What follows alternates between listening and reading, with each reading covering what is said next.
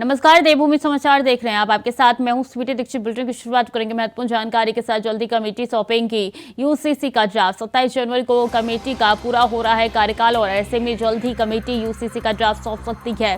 27 जनवरी को चूंकि कमेटी का कार्यकाल पूरा हो रहा है, ऐसे में उम्मीद ये जताई जा रही है कि 22 जनवरी तक जो ड्राफ्ट है वो मिल सकता है। सीएम धामी ने भी यही आशंका है वो जाहिर की है कि ड्राफ्ट जो है वो 22 जनवरी तक मिल सकता है। 27 सितंबर को 4 महीने के लिए बढ़ाया गया था कार्यकाल और अब देखिए 27 जनवरी को ये कार्यकाल समाप्त हो रहा है और ऐसे में सीएम धामी ने ये उम्मीद जताई है कि 22 जनवरी तक का ड्राफ्ट जो है वो मिल सकता है।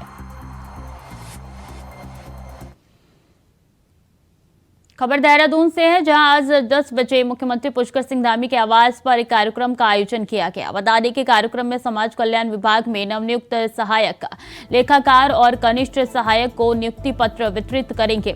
साथ ही दोपहर 12 बजे सीएम पुष्कर सिंह धामी पिथौरागढ़ पहुंचेंगे, जहां वो पिथौरागढ़ स्टेडियम से देव सिंह मैदान तक एक रोड शो में भी प्रतिभाग करेंगे। इस दौरान सीएम दोपहर 3 बजे चकटेश्वर मंदिर पिथौरागढ़ में आयोजित स्वच्छता कार्यक्रम में भी प्रतिभाग करेंगे।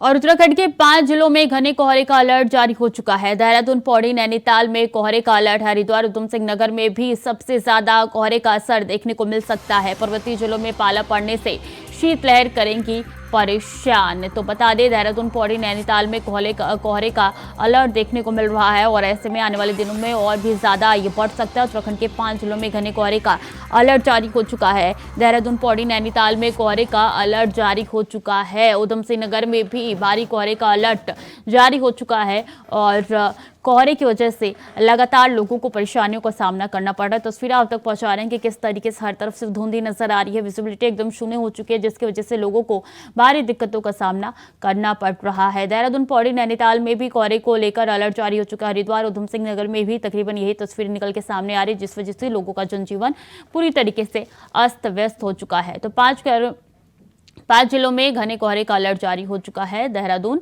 पौड़ी, नैनीताल, उधम सिंह नगर और हरिद्वार।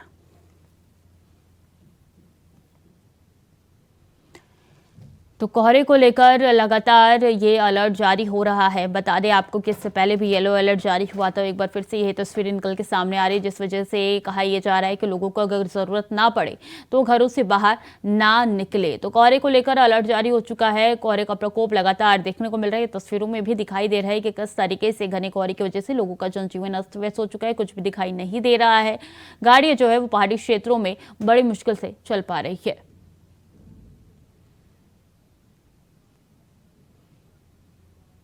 विकास चौहान हरिद्वार से हमारे साथ जुड़ चुके हैं, तो तुषार गुप्ता देहरादून से हमारे साथ टीवी स्क्रीन पर नजर आ रहे हैं। तुषार, सबसे पहले आपका रुख करना चाहूंगी।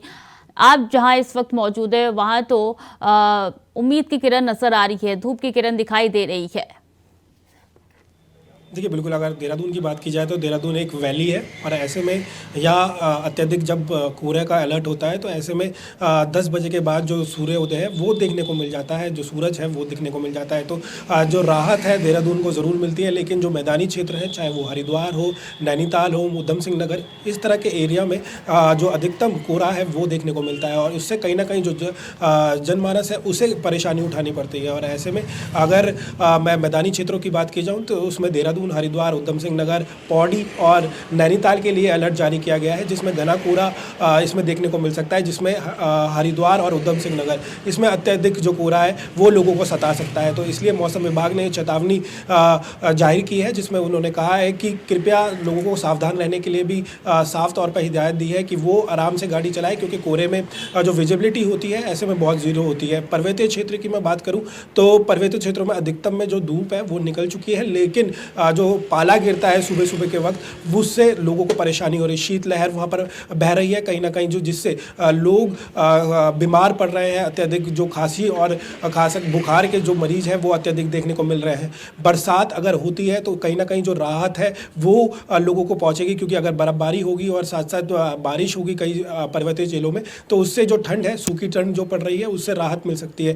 काफ़ी एक महीने से ऊपर हो चुका है, लेकिन बरसात का जो इंतज़ार है वो लोग कर रहे हैं। और निचले जो जितने भी मैदानी, चाहे उत्तर प्रदेश की बात करूँ, दिल्ली तक की मैं बात करूँ, पंजाब की बात करूँ, तो इनमें जो घना कोहरा है वो छाया हुआ है। अगर बारिश होती है तो कोहरे की जो विजिबिलिटी है वो ज़रूर कम होती हुई नज़र आएगी या फिर ज़्यादा होती हुई नज़र आएगी। लोगों को राहत जरूर मिलेगी। लेकिन मौसम विभाग की अगर मैं बात करूँ तो 17 और 18 को येलो अलर्ट तो जारी किया गया है, जिसमें उत्तरकाशी और चमोली, रुद्रप्रयाग, पिथौरागढ़ ये पर्वतीय जिले हैं जिसमें हल्की बरसात और 3000 मीटर से अधिक जो ऊंचाई वाले क्षेत्र हैं वहाँ पर बर्फबारी देखने को मिल सकती है। लेकिन कहा जा सकता है कि 17 और 18 अगर बरसात होती है तो कहीं ना कहीं जो ठंड है उसमें राहत मिल सकती है और साथ साथ कोहरे में राहत मिलेगी। अब देखना होगा कि 17-18 का जो पूर्व अनुमान किया गया है वो कितना सही साबित होगा। जी जी बिल्कुल। अगर हरिद्वार की बात की जाए विकास, तो क्या अपडेट है मौसम को लेकर, कोहरे की क्या स्थिति है?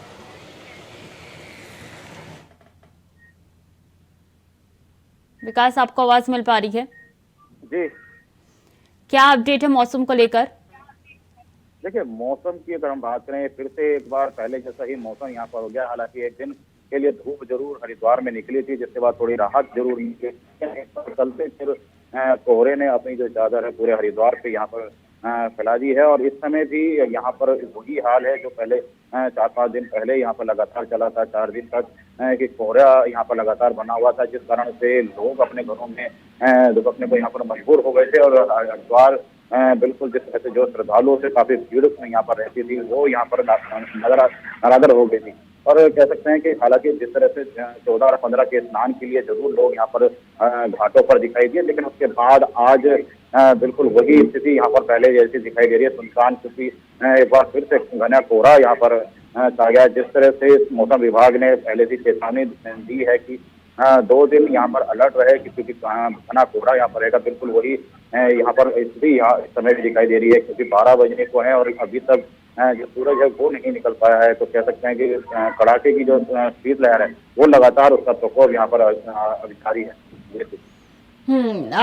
तुषार, अगर बात की जाए तो कुल मिलाकर सुबह के टाइम ज्यादा कोहरा देखने को मिल रहा है और दोपहर के तकरीबन 12-1 बजे के करीब स्थिति साफ हो जा रही है, फिर शाम को वही कोहरा क्या देखने को मिल रहा है? देखिए, देहरादून की बात की जाए तो शीतलहर ने कहीं ना कहीं जो लोगों हैं उन्हें परेशान किया हुआ है। और इसी के तहत अगर बात की जाए तो सुबह के वक्त घना कोहरा देखने को मिल रहा है। और वहीं शाम के वक्त बात की जाए, अगर 8-9 बजे के बाद बात की जाए तो कई इलाकों में जो विजिबिलिटी है वो ज़ीरो के बराबर है। ऐसे में जो लोग हैं उन्हें सावधानी रखने की हिदायत तो ज़रूर दी गई है, लेकिन जिस तरह से जो ये ठंड पड़ रही है, सूखी ठंड पड़ रही है, कोहरे की चादर देखने को मिल रही है, वो उसका कारण मुख्य जो बताया जा रहा है मौसम विभाग द्वारा ये है बारिश है।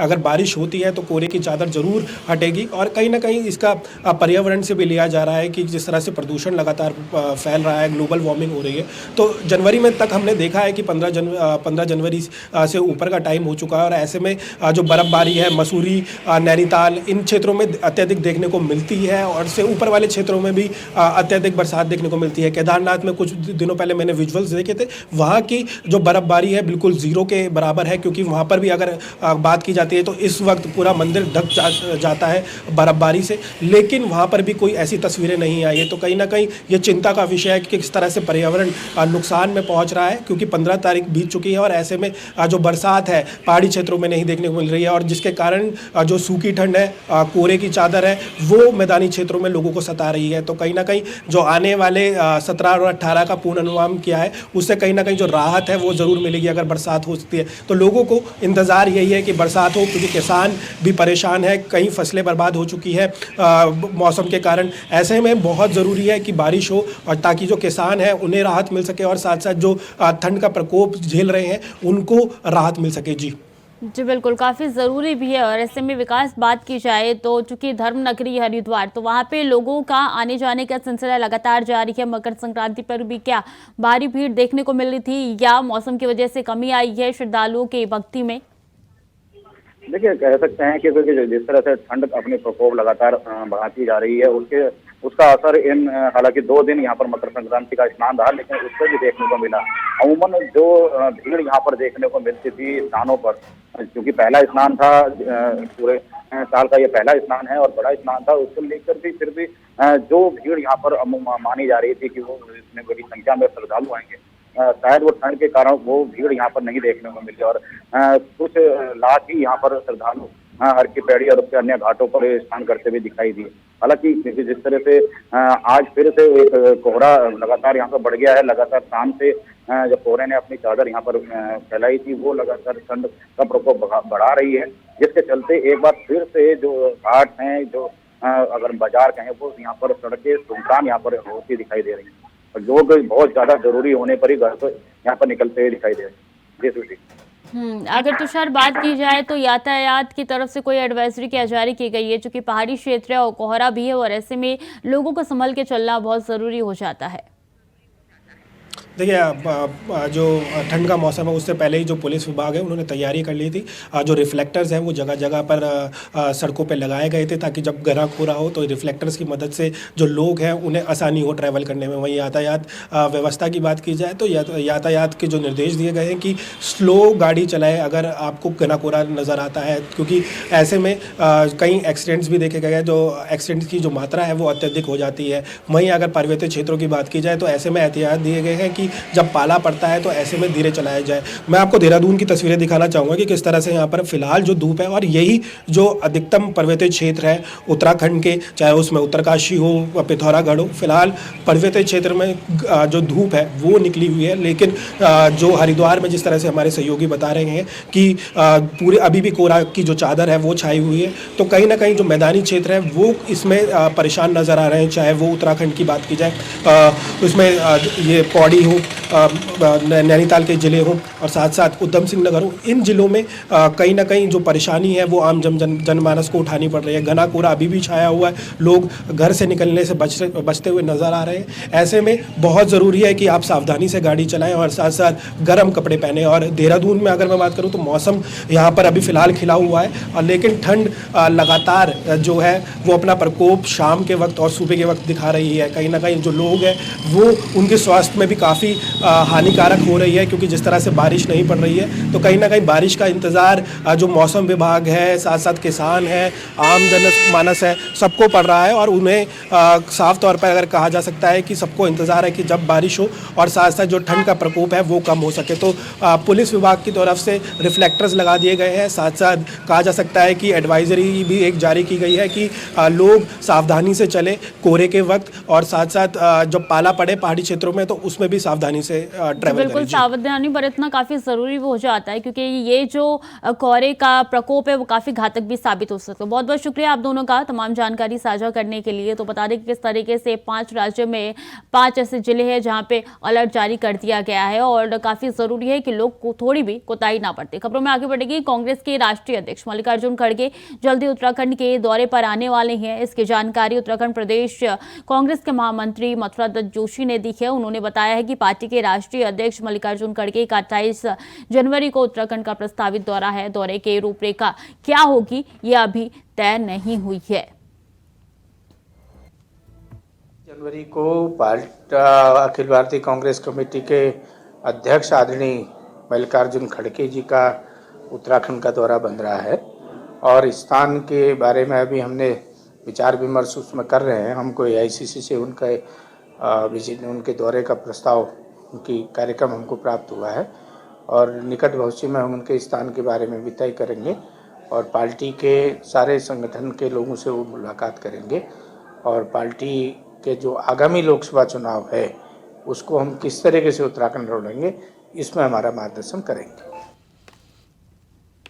कांग्रेस ने आगामी 22 तारीख को राम मंदिर प्राण प्रतिष्ठा का न्योता ठुकराया है, जिस पर पूर्व मुख्यमंत्री हरीश रावत ने आपत्ति जताई। उन्होंने कहा है कि बार बार ये कहा जा रहा है कि कांग्रेस ने राम मंदिर का न्योता ठुकराया, जो बिल्कुल गलत है। उन्होंने सवाल उठाया है कि भगवान राम के मंदिर का निमंत्रण आखिर कौन ठुकराएगा, क्योंकि राम हमारे इष्ट देवता है। उन्होंने आगे कहा है कि हम राम के दरबार में जरूर जाएंगे, लेकिन भाजपा जिस तरीके से 22 तारीख को भाजपाईकरण और संघीकरण करके समारोह को हाईजैक कर लिया है। उस समारोह में किसी भी प्रतिद्वंदी दल के लिए चुनाव के समय जाना संभव नहीं है। क्षमा चाहते हैं, ये शब्द जो है मीडिया बार बार पता नहीं भाजपा वालों ने क्या लोग के नाम में डाल रखा है। किसी ने भगवान राम का न्योता कौन ठुकराएगा? हम तो राममय हैं। हमारे तो इष्ट देवता है राम। हम जो है हम तो इष्ट की तरीके से उनकी पूजा करते हैं। हम राम के दरबार में जाएंगे, राम के पास जाएंगे, हम रामलला के दर्शन करने के लिए जाएंगे। लेकिन भाजपा ने जिस तरीके से 22 तारीख को जो है भाजपाईकरण कर दिया है, संघीकरण कर दिया है, वो किसी भी राजनीतिक दल के लिए चुनाव के मौके पर अपने प्रतिद्वंदी के दल के उसमें जाना, जिस समारोह को उन्होंने हाईजैक कर दिया हो, उसमें जाना संभव नहीं होगा। और खबर देहरादून से, जहां कैबिनेट मंत्री रेखा आर्य ने कहा है कि 2024 के लोकसभा चुनाव में युवा व महिलाओं की भूमिका बहुत महत्वपूर्ण होगी और कहा है कि उनके अनुसार पहले भी केंद्र सरकार हो या फिर उत्तराखंड की सरकार, युवाओं और महिलाओं के सहयोग से ही ये सरकार बनी है। साथ ही कहा है कि हमारी सरकारों की नीतियां भी इनके इर्द गिर्द ही घूमती है। उनके अनुसार 2024 के चुनाव में भी हमें ही इनका आशीर्वाद मिलेगा।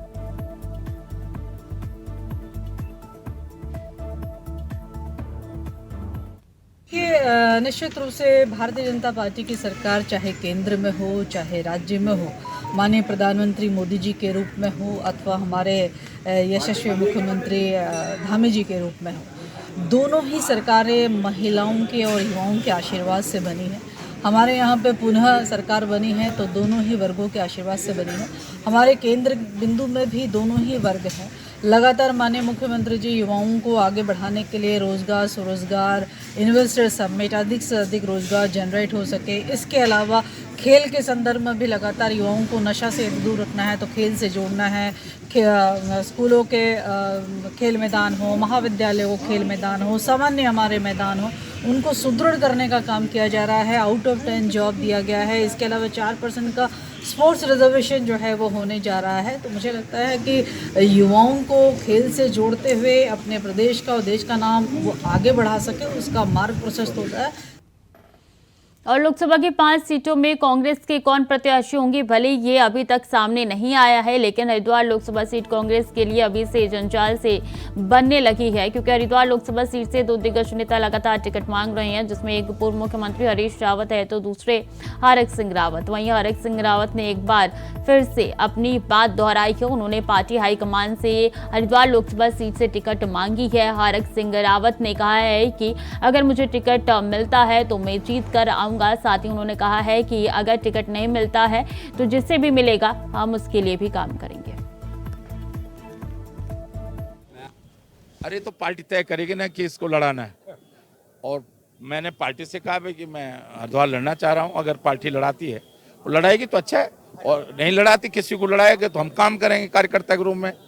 आप सबको अधिकार है, लोकतंत्र, यही तो अच्छा है कि अब अगर देखो सुनो, अगर किसी सीट पर ज्यादा लोग दावेदारी कर रहे हैं इसका मतलब पार्टी मजबूत हो रही है। अगर कोई कैंडिडेट नहीं मिलता, ढूंढना पड़ता कि किसको लड़ाएंगे, तो ये चिंता का विषय था। अगर देखे राजनीतिक प्राणी जो है ना सबसे तेज होता है। जिस सीट पर ज्यादा टिकट लोग मांग रहे हैं वो सीट समझ लो पार्टी के दृष्टिकोण से अनुकूल है। अब उधर राजनाथ सिंह जी जो है, उनका लड़का मेरे तो बिल्कुल बच्चा की तरह है, पंकज, वो भी विधायक होगा। सभी पार्टियों में होता है भाई। अब वो कोई उनका हरीश भाई का लड़का कोई ऐसा थोड़ी कि हरीश राव जी का लड़का है इसलिए उसको नहीं मिलना चाहिए या उसको नहीं लड़ना चाहिए। वो भी संघर्ष कर रहा है, बहुत लंबे समय से संघर्ष कर रहा है। अगर पार्टी उसके नाम पर विचार करती है तो क्या दिक्कत है। और खबर देहरादून से है, जहां राजपुर क्षेत्र में गुलदार ने बच्चे पर हमला कर दिया, जिसके बाद एसएसपी ने पुलिस को निर्देश जारी किए। बता दें कि प्रभावित इलाके में पुलिस की गश्त बढ़ाने के निर्देश दिए गए। वहीं पुलिस प्रभावित इलाके में सायरन बजाते हुए वाहनों से नियमित रूप से गश्त कर रही है। साथ ही लाउड हेलरो के माध्यम से लोगों को सावधानी बरतने के भी निर्देश दिए जा रहे हैं। सूचना मिलते ही मौके पर पहुंची वन विभाग की टीम के साथ स्थानीय पुलिस टीम। वहीं घटना के बाद वरिष्ठ पुलिस अधीक्षक ने प्रभावित क्षेत्र में पुलिस की गश्त बढ़ाने के संबंध में थानाध्यक्ष राजपुर को निर्देशित किया है।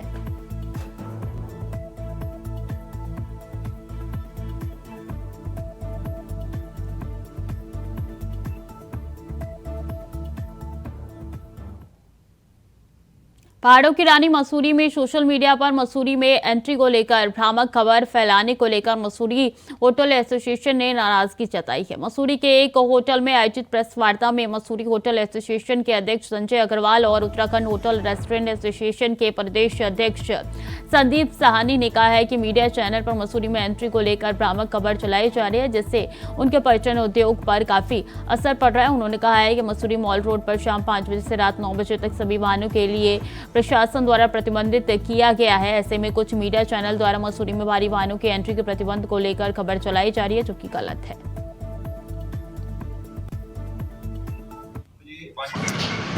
खेद का विषय है कि मसूरी शहर में इस साल अभी तक बारिशें नहीं हुई, बर्फ़ नहीं पड़ी, जिससे कि पर्यटक की आमद बहुत कम है। उसके साथ साथ आज सुबह कुछ पर्यटक का फ़ोन आना शुरू हो गया जिनकी बुकिंग्स थी कि क्या हमारी गाड़ी की एंट्री को प्रतिबंधित किया गया है। तो ये एक चिंताजनक बात थी।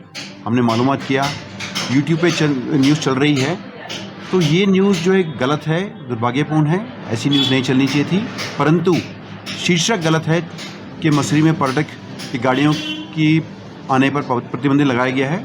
अंदर का जो मटेरियल है उसका वो सही है, इस रूप से कि प्रशासन द्वारा एक प्रतिबंध लगाया गया है शाम को 5 से लेकर 9 बजे तक 4 घंटे के लिए कि मॉल रोड पर कोई भी गाड़ी नहीं आ पाएगी। ऐसी भ्रामक प्रचार ना करें। रिक्वेस्ट कर रहे हैं कि जो वास्तविक स्थिति है वो बोली जाए। वो जो एक हेडलाइन क्रिएट करेगी कि भारी गाड़ियों का प्रतिबंध, वो एक थोड़ी सी मिसलीडिंग खबर है। जो माल रोड पर ट्रैफिक बंद हुआ है उसका तो हम स्वागत करते हैं शाम को 5 बजे से लेकर 9 बजे तक, जिससे मसूरी की स्थानीय जनता, हमारे बुजुर्ग, पर्यटक आराम से माल रोड का आनंद ले सकें। लेकिन वो जो एक भ्रामक प्रचार सा हो रहा था उसकी क्लैरिफिकेशन के लिए आज हमने ये प्रेस बुलाई है। निश्चित ही एक बहुत ही चिंता का विषय हो गया है। वैसे तो चटक धूप है, खुला आसमान है, नीला आसमान है। पहाड़ों की अगर धूप सेकनी है तो जाड़ों में मसूरी आइए, यहाँ पूरे पहाड़ों पे आइए। एक तरफ तो बात ये है, लेकिन साथ साथ जो एक ज़्यादा चिंता का विषय है वो ये है कि पूरे पहाड़ में कहीं पे बारिश नहीं है, कहीं बर्फ़ नहीं है। जो हमारे पर्यटन स्थल हैं जैसे कि औली, मुक्तेश्वर, चोपटा, धनौल्टी, मसूरी, नैनीताल, सब तरफ पहाड़ों में एक सन्नाटा सा छा गया है क्योंकि बर्फबारी ना होने की वजह से। और मसूरी में सफाई कर्मियों की लंबी मांगों पर कार्रवाई न होने से आक्रोशित अखिल भारतीय सफाई मजदूर संघ ने 15 जनवरी को सामूहिक गिरफ्तारी देने का ऐलान किया है। रविवार को अखिल भारतीय सफाई मजदूर संघ की मसूरी शाखा के अध्यक्ष गुलशन चनालिया के नेतृत्व में संघ के कर्मचारी मसूरी पिक्चर पैलेस चौक पर एकत्रित हुए। वहीं हाथों में जलती मशालों को लेकर पुष्कर सिंह धामी सरकार के खिलाफ सफाई कर्मचारियों की मांगों को अनदेखा करने का आरोप लगाया और सरकार के खिलाफ जमकर नारेबाजी की। इस मौके पर अखिल भारतीय सफाई मजदूर संघ ने सरकार के विरोध में मसूरी पिक्चर पैलेस चौक से बडौनी चौक तक मशाल जलाकर जुलूस निकाल और सरकार के खिलाफ विरोध प्रदर्शन जाहिर किया।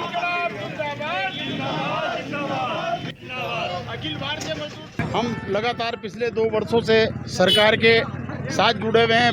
वार्ता चल रही है। 1-2 साल पहले Lalit Riyal committee, doctor Lalit Riyal committee बनी थी। उसमें माना गया था कि आपकी सरकार ने माना था कि आपकी शर्तें जायज़ हैं और इन्हें लागू किया जाएगा, परंतु शर्तें होने के बाद, मंजूर होने के बावजूद भी उन्होंने कोई कार्रवाई इस पर नहीं की। हम लगातार 29 तारीख को भी हमने डीएम को ज्ञापन दिया था। अभी भी उन्होंने फिर हमें 12 तारीख का टाइम दिया था कि 12 तारीख को वार्ता होगी और आपके हित में कुछ ना कुछ करा जाएगा, परंतु 12 जनवरी को भी ना कुछ हो के हमने उन्हें 15 तारीख का कल जेल भरो आंदोलन का दिया है। उन्होंने एस्मा लगा दिया कि कोई कर्मचारी हड़ताल नहीं करेगा वरना उन्हें बंद कर दिया जाएगा। इसलिए इसका रोष जताते हुए सभी कर्मचारी खुद ही जेल भरो आंदोलन कर रहे हैं। कल सचिवालय कूच करेंगे हम सभी कर्मचारी ऑल ओवर उत्तराखंड के। तो फिलहाल के लिए देवभूमि समाचार में इतना ही। खबरें लगातार जारी है, देखते रहें इंडिया वॉइस।